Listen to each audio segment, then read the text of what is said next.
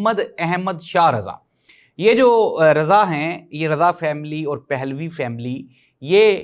آپ ایران کی ایک شاہی خاندان کے طور پہ جانے جاتے ہیں. ان کا ایک بیٹا رضا پہلوی، وہ آج کل اس کی جو یہ ایک تصویر بھی آج کل سوشل میڈیا پہ وائرل ہے، اور وہ نیتن یاہو کے ساتھ وہ پایا جاتا ہے. اگر آپ کو یاد ہو تو یہ رضا پہلوی جو ہے، مغرب میں جب اسرائیل کے خلاف جو مظاہرے ہو رہے تھے تو رضا پہلوی نے اپنے جو ان کے ماننے والے ہیں، اس کے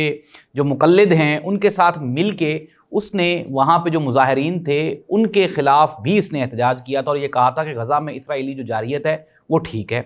رضا پہلوی یہ بھی کہتا ہے کہ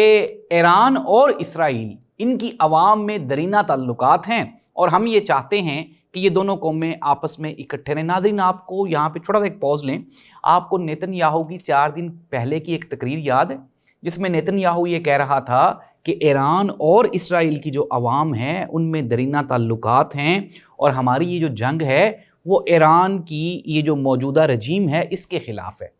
یہ جو حکومت ہے اس کے خلاف ہے، ایران کی عوام کے خلاف نہیں ہے. تو ایران کی عوام کو چاہیے کہ وہ اٹھ کھڑے ہوں. ناظرین، تازہ ترین اطلاعات کے مطابق ایران میں جو لوکل جو عوام ہے ان کے موبائلز پہ ایسے میسیجز آ رہے ہیں جس میں یہ لکھا ہوتا ہے کہ آپ اپنی گورنمنٹ کے خلاف اٹھ کھڑے ہوں، کو کر دیں،